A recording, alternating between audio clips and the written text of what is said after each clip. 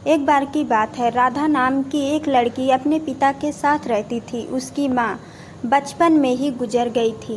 वह अपने घर का काम करती थी, फिर कॉलेज जाती थी। कॉलेज जाते समय वह रोज़ रास्ते में एक जगह पक्षियों को दाना डालती थी। उसके घर में भी 2 पक्षी थे, उनको भी वह रोज़ दाना डालती थी।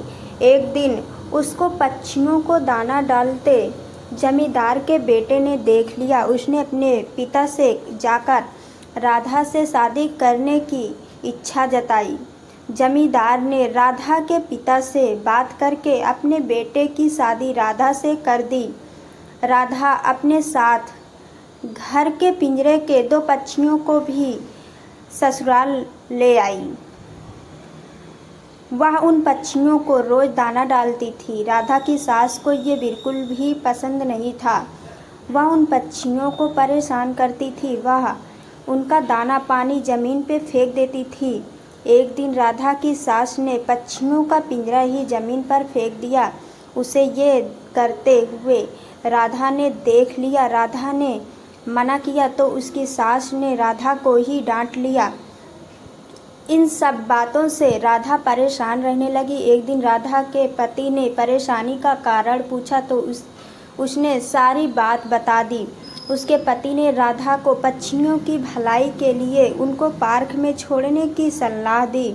अपने पति के कहने पर राधा ने उन दोनों पक्षियों को बाकी के पक्षियों के साथ पार्क में ही छोड़ दिया। वह उनको कभी कभी दाना देने पार्क में जाती थी। अब सभी पार्क के पक्षी राधा के अच्छे मित्र बन गए। पक्षी अब राधा के घर पर भी आने लगे। राधा की सास को जब ये पता चला तो वह गुस्सा हुई। वह राधा को उसके मायके छोड़ने के लिए उसको साथ लेकर गई। रास्ते में कुछ चोरों ने राधा की सास के गहने चुराने की कोशिश की। तभी राधा के पक्षियों ने आकर चोरों पर हमला किया, जिससे चोर भाग गए। इसके बाद राधा और उसकी सास घर ही लौट आए। अब राधा की सास को सोच पक्षियों के प्रति बदल चुकी थी। उसने राधा से कहा कि अब हम दोनों चिड़िया को दाना देने चला करेंगे और पहले के 2 पक्षियों को घर वापस लेकर आएंगे।